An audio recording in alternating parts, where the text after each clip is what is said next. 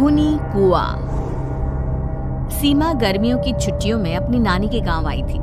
सीमा नानी के घर पहुंचने के बाद अपनी नानी के पैर छूती है और उनसे आशीर्वाद लेती है। तभी उसकी नानी उससे कहती है, इतनी बड़ी हो गई मेरी सीमा, चल जल्दी से हाथ मुंह धो ले, मैं तेरे लिए खाना लगा देती हूँ। भूख लगी होगी ना? हाँ नानी, भूख तो लग रही है मुझे, आपके हाथ के बने हुए पीले दाल और चावल खाने की। कितना टाइम हो गया है मुझे आपके हाथ का बना हुआ दाल चावल खाए हुए।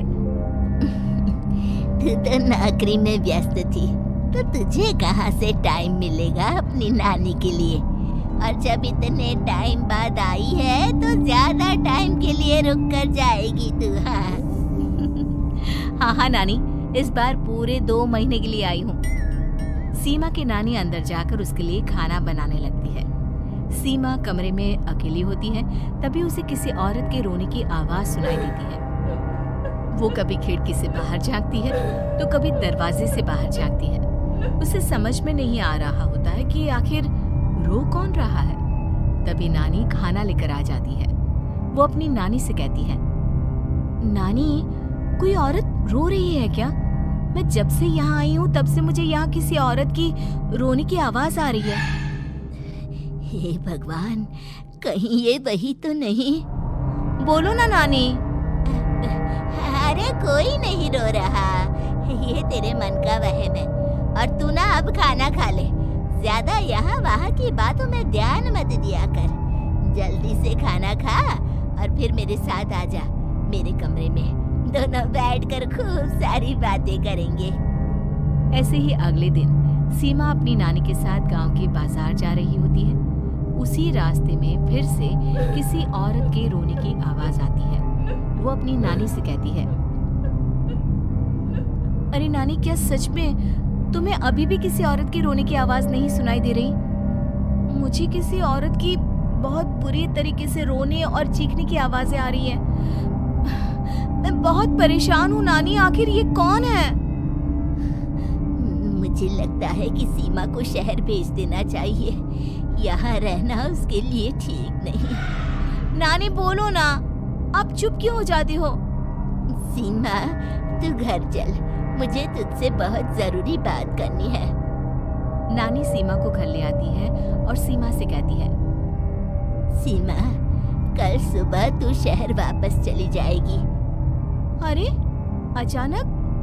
आखिर क्या बात है नानी, आप मुझे ऐसे जाने को क्यों कह रही हो? मैं बस जो कह रही हूँ उस पर ध्यान दे। तू कल सुबह यहाँ से चली जाएगी, और ये बात मैं कोई मजाक में नहीं बोल रही।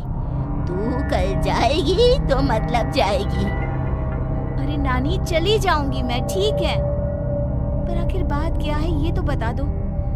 मम्मी से कोई बात हुई है या फिर मुझसे कोई गलती हुई है जो तुम मुझे अचानक से जाने के लिए बोल रही हो? देख सीमा, रात बहुत हो चुकी है और मुझे इस बारे में कोई बात नहीं करनी। चल, अब चल के मेरे साथ सो जा, सुबह की बस पकड़कर तुझे शहर भी तो जाना है। सीमा को अपनी नानी का ऐसा व्यवहार देखकर बहुत ही अजीब लगता। उसे कुछ समझ में नहीं आ रहा होता है कि आखिर उसकी नानी उसे अचानक से गांव छोड़कर जाने के लिए क्यों कह रही है। ये सारी बातें सोचते सोचते सीमा की आंख लग जाती है और वो अपनी नानी के साथ सो जाती है। ऐसी ही आधी रात को सीमा को फिर से किसी औरत की रोने की आवाज सुनाई देती है। वो उस औरत की आवाज सुनकर बार बार करवटें बदल रही होती है और तभी उसे सपने में भी एक अजीब सी औरत की परछाई दिखाई देती है, जो इतना चीख चीख कर रो रही होती है कि सीमा डरकर उठ जाती है। वो पूरे पसीने पसीने हो रही होती है। वो अपने आसपास देखती है तो घर में बिल्कुल शांति का माहौल होता है। सीमा घबरा जाती है। वो अपनी नानी को जगाने की कोशिश करती है, मगर उसकी नानी नहीं जगती। सीमा को फिर से उस औरत की रोने की आवाज सुनाई देती है। आखिरकार सीमा अपने आप को रोक नहीं पाती और वो घर का दरवाजा खोलकर बाहर निकलती है। आखिर ये माजरा क्या है? आज तो मैं पता करके रहूंगी। अब आवाज का पीछा करते हुए सीमा आधी रात को गांव के चौपाल के पास बने कुएं के पास पहुंच जाती है, जहां कुएं की चारों ओर बेड़ियां लगी होती हैं। उन बेड़ियों में लगे हुए ताले के साथ एक लाल रंग का कपड़ा और माता रानी का कलावा बंधा होता है। उस कुएं में से सीमा को किसी के रोने की आवाज आती है। सीमा परेशान हो जाती है। इस कुएं में कौन है? कौन है यहाँ? सुनो, कौन है? कौन रो रहा है? वो चिल्ला चिल्ला कर पूछती है और साथ ही लोगों को जगाने की कोशिश करती है, मगर किसी को भी उसकी आवाज सुनाई नहीं देती। अब सीमा खुद उस कुएं के पास की बेड़ियों और तालों को खोलने की कोशिश करती है और किसी तरह कुछ देर की मशक्कत के बाद सीमा उसको खोल भी देती है। और जैसे ही वो कुआं खोलकर उसके अंदर झांकती है, सीमा उस कुएं में गिर जाती है। इतने में उसकी नानी की नींद भी खुल जाती है और सीमा को पास ना देखकर नानी परेशान हो जाती है। नानी घबराकर पूरे घर में उसे ढूंढने की कोशिश करती है, जिसके बाद उसकी नानी और सभी लोग उस खूनी कुएं के पास जाते हैं और सीमा की नानी कुएं के पास खड़ी होती है। सभी गांव वालों और सीमा की नानी को सीमा के चिल्लाने की आवाज आती है। बचाओ, कोई मुझे बचाओ। मेरी बच्ची, हम आ गए, हम तुझे बचा लेंगे। नानी, मुझे यहाँ बहुत डर लग रहा है। यहाँ इंसान की कटी हुई मुंडिया, हाथ, पैर और कंकाल है और खून भी है। नानी, मुझे डर लग रहा है। आप सब मेरी मदद कीजिए, नहीं तो ये खूनी कुआं मेरी बच्ची को भी खा जाएगा। अरे मुझे तो ये समझ में नहीं आ रहा कि आखिर इस खूनी कुएं को खोला किसने। सालों पहले इसको इतनी मुश्किलों के बाद तांत्रिक बाबा ने बंद किया था। अरे पूरा गांव खूनी कुएं के बारे में अच्छे से जानता है, तो कोई भी जानबूझकर तो ऐसा करेगा नहीं। मतलब किसी ने अनजाने में इसे खोल दिया है भैया। सीमा को इस बारे में मालूम नहीं था और जब से वो यहाँ आई थी तभी से उसे किसी औरत के रोने की आवाजें भी सुनाई दे रही थी। कहीं सीमा ने ही तो उसे नहीं खोला। अगर ऐसा है तो फिर सीमा का बचना बहुत मुश्किल है।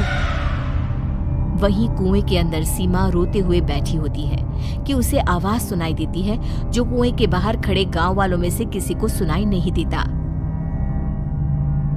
आज सालों के बाद मुझे ताजा खून मिलेगा। तेरा खून पीकर आज मैं अपनी प्यास बुझाऊंगा।